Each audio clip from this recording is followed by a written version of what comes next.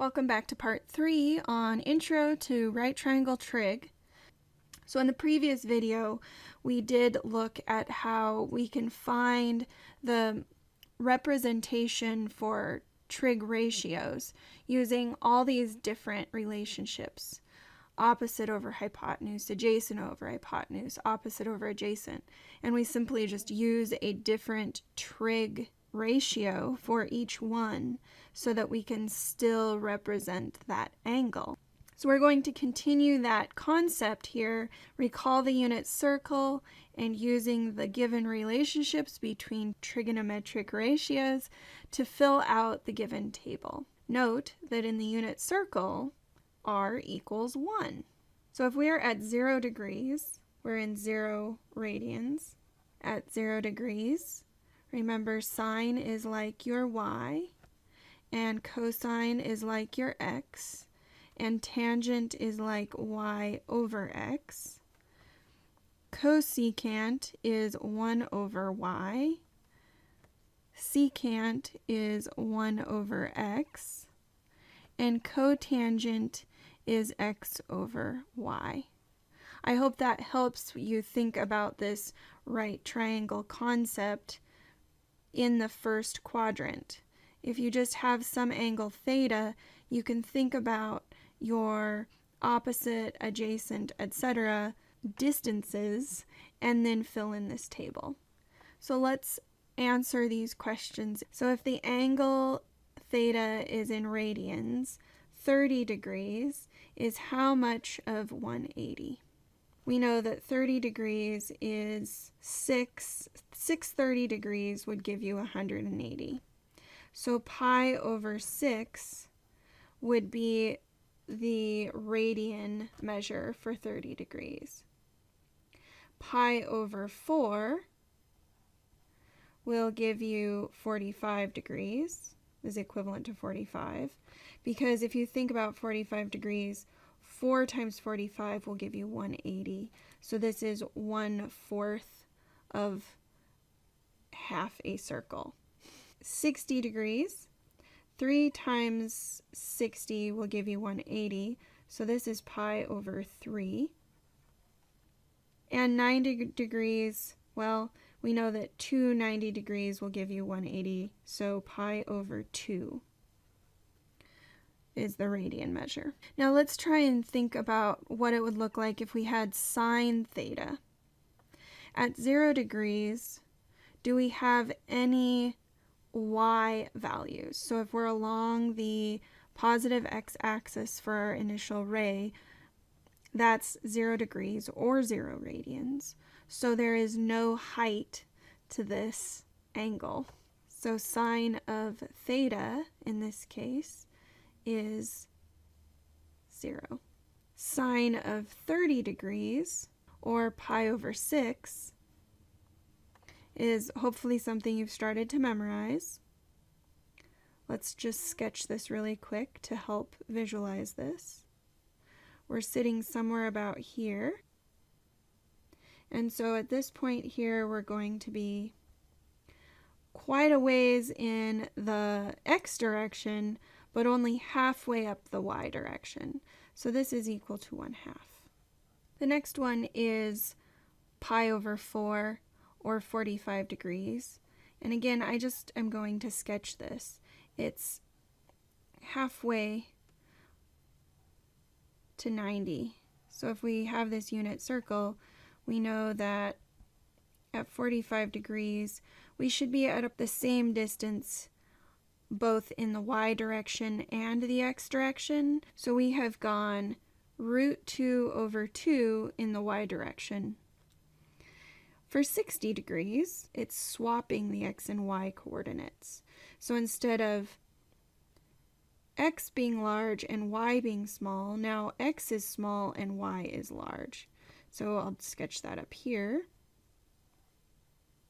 So here's 60 degrees approximately along my unit circle. There's the point. That point means that if I trace it down in the x direction and I look at the y direction is much taller than the x direction. And so that means that this is going to be root 3 over 2. And lastly, we have 90 degrees or pi over 2, which means it's just the positive y-axis. And that coordinate point is 0 in the x direction, 1 in the y direction.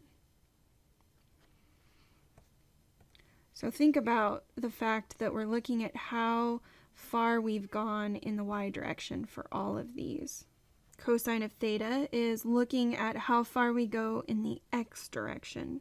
So for 0 degrees, that means we're along the positive x-axis. So this would be 1 when the angle is 0. At 30 degrees, we are at root 3 over 2.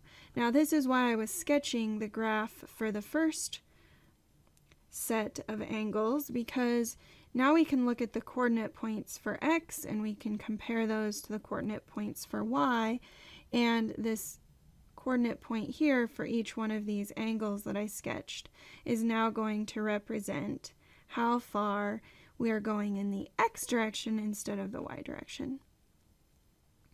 At 45 degrees or pi over 4, we are at root 2 over 2. At 60 degrees or pi over 3, we are now at a much smaller value, 1/2. And at 90 degrees or pi over 2, x is 0. Now do you see how one of these columns goes from 0 to 1/2 to root 2 over 2 to root 3 over 2 to 1? So it's increasing. The values in the second column go from large values, they decrease.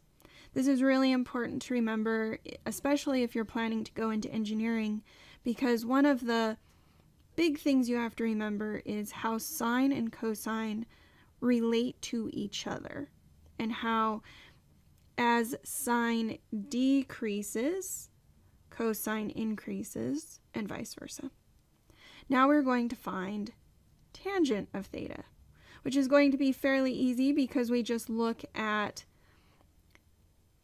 y over x, or sine of theta over cosine of theta, which is going to be 0 over 1, and I'm actually going to simplify these as we go.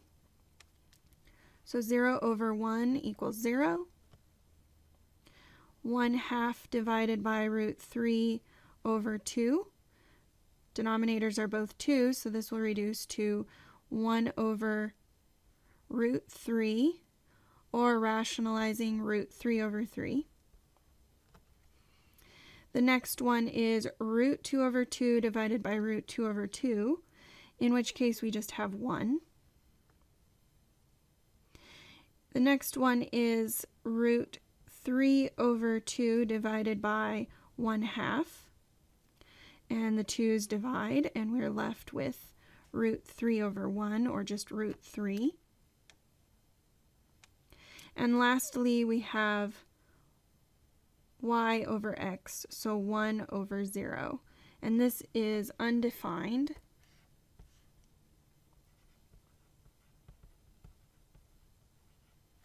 Now let's take a look at cosecant. This is 1 over y, so we'll just look at the sine theta column to reference this. So cosecant of theta is 1 over 0, undefined again.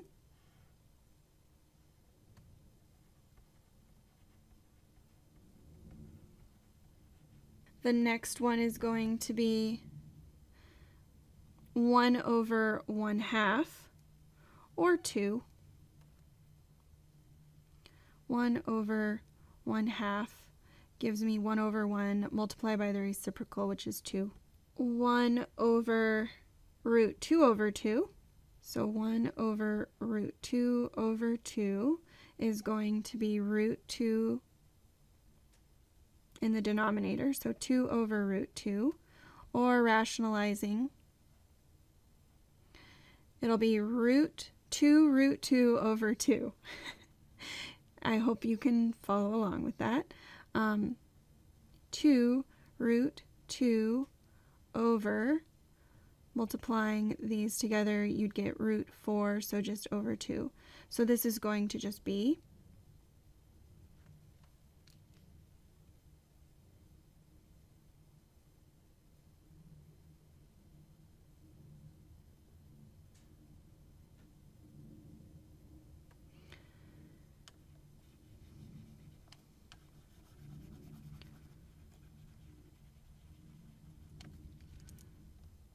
root 2. Next, I'll take a look at 1 over root 3 over 2, which will end up being 2 over root 3. Rationalizing, multiplying both the numerator and denominator by root 3 over root 3, will give me 2 root 3 over 3. And I'm going to rewrite that now. 2 root 3 over 3. This one shouldn't be too rough. We have 1 over 1 for 90 degrees, which is going to be just 1. Now let's look at secant theta. That's equivalent basically to 1 over x. So we have 1. And now we're going to see that the trend is going to be reversed, I think. I hope you can see how that works. So for pi over 6, we'll have 1 over root 3 over 2, which will be 2 over root 3 multiplying by root 3 over 3 gives me 2 root 3 over 3. So I think you're probably seeing the pattern here. The next one is going to be 1 over root 2 over 2, which flipping over gives me 2 over root 2. Rationalizing gives me 2 root 2 over 2, or just root 2. The next one for pi over 3 gives me 1 over 1/2, which is equivalent to 2. And finally, I have 1 divided by 0, which we know is undefined.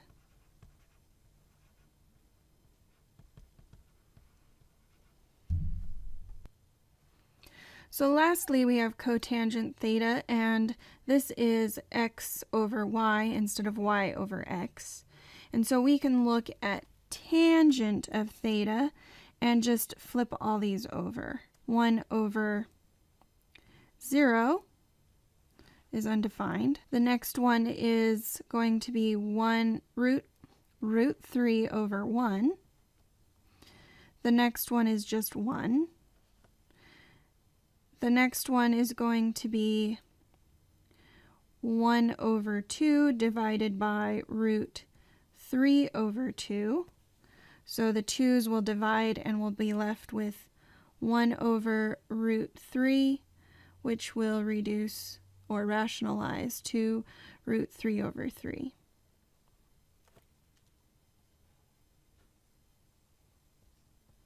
And lastly, we have 0, because if we flip 1 over 0, we'll get 0 over 1, which is equal to 0. So this is a little bit time consuming. I would really recommend that you work through this on your own and make sure that you understand how to end up with all these values, especially practicing the rationalization, because most of you have probably not done that for a very long time. So if we have sine of alpha is equal to root 7 over 4, let's sketch a right triangle with acute angle alpha and find the other 5 trig ratios of alpha. So here is my triangle, and I'm just going to go ahead and say that this is not to scale NTS because I don't know exactly what it looks like yet. If I know that sine of alpha is root 7 over 4, I know that if I let this be alpha, I'm standing here.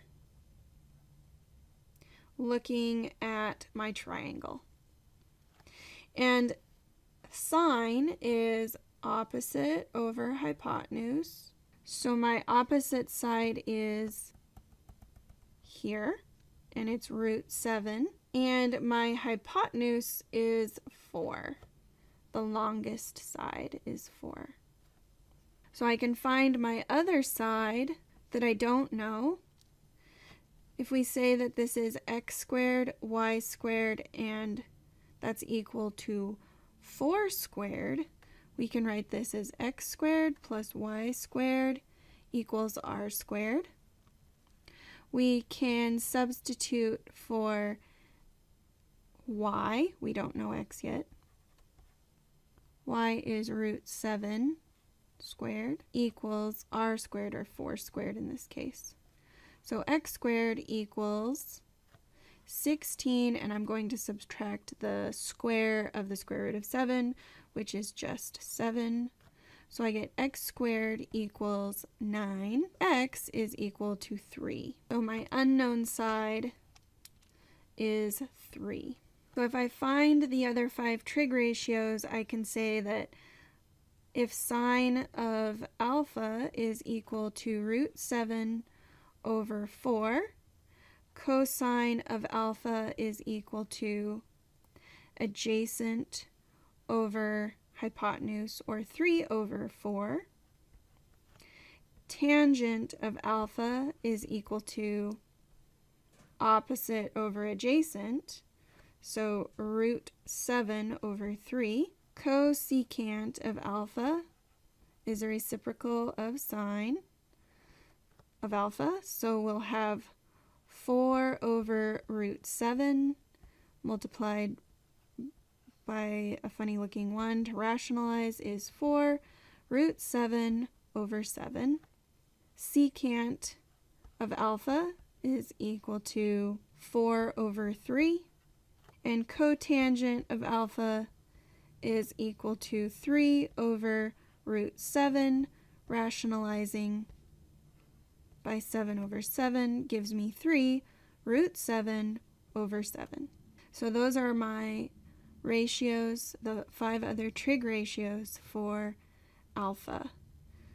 And I just want to point out that having this will allow you to find the angle for any random combination of sides you do and do not know.